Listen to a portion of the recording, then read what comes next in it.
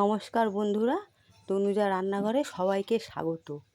আমি একটি নতুন রেসিপি নিয়ে এসেছি, তোমরা দেখো। প্রথম তেলে আমি 5 ফোড়ন দিয়ে দিয়েছি। এবার দিয়ে দিলাম চিংড়ি মাছ। চিংড়ি মাছটা আমি একটু ভাজা ভাজা করে নেব।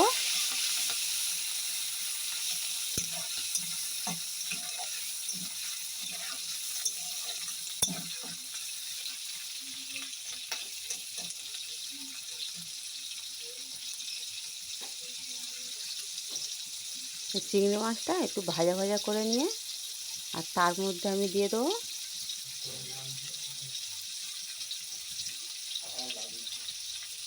চিংড়ি মাছটা আমি একটু ভাজা ভাজা করে নিচ্ছি। তো এবার চিংড়ি মাছের মধ্যে আমি দিয়ে দেবো আদা বাটা। আদা বাটা দিয়ে দিলাম, দেখো। দিয়ে আদাটাও সেই চিংড়ি মাছের সঙ্গে একটু নাড়াচাড়া করে নেব। আর এই রান্নাটা সবাই জানো, তবুও আমি সবার সঙ্গে এই রান্নাটা আমি শেয়ার করলাম।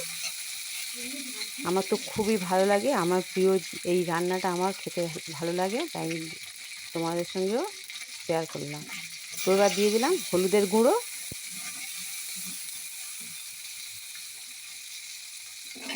হলুদের গুঁড়ো দিয়ে আমি সেই চিংড়ি মাছের সঙ্গে একটু কষে নিলাম। এটা দিয়ে দিলাম জিরের গুঁড়ো। জিরে গুঁড়োটা দিয়েও সেই চিংড়ি মাছের সঙ্গে কষে নিলাম। আমার চিংড়ি মাছটা কষা হয়ে গেছে একটু মশলার সঙ্গে। এবার দিয়ে দিচ্ছি স্বাদ মতো নুন।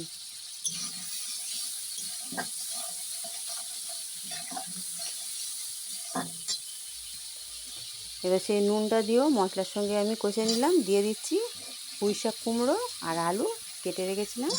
পুঁইশাক কুমড়ো আর আলু দিয়ে দিচ্ছি। তোমরা বুঝতেই পারছো কী রান্না হচ্ছে এটা। আশা করি সবার এই রান্নাটাও ভালো লাগে।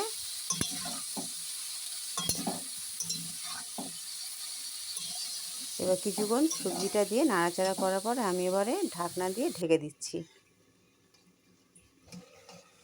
আবার কিছুক্ষণ পরে আমি খুললাম ঢাকনাটা, খুলে এবার ফের একটু সবজিটা কষে নিচ্ছি। আমি মাঝখানে টমেটোটা দিয়ে দিয়েছি, তোমাদের দেখাইনি। অনেক হয়তো পুঁইশাক কুমড়োয় টমেটো দাও না, কিন্তু আমার খুব ভালো লাগে, তো আমি পুঁইশাক কুমড়োয় টমেটোটা দিই। আমি রান্না করলেই টমেটো দিই।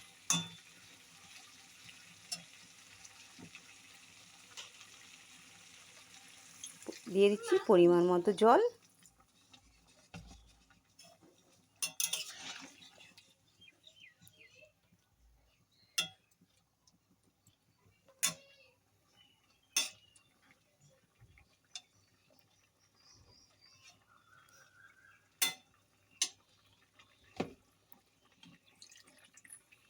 জলটা দিয়ে আমি আবার ঢাকা দিয়ে দেবো। এবার তরকারিটা হবার অপেক্ষায় থাকবো। এবার আমি ঢাকনাটা খুললাম। পুঁইশাক কুমড়ো চিংড়ি মাছের তরকারি আমার প্রায় হয়ে এসেছে।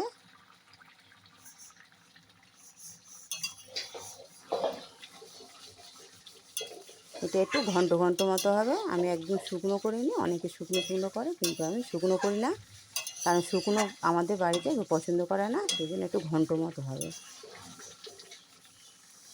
তো প্লিজ পুরো ভিডিওটি দেখার জন্য সবাইকে ধন্যবাদ।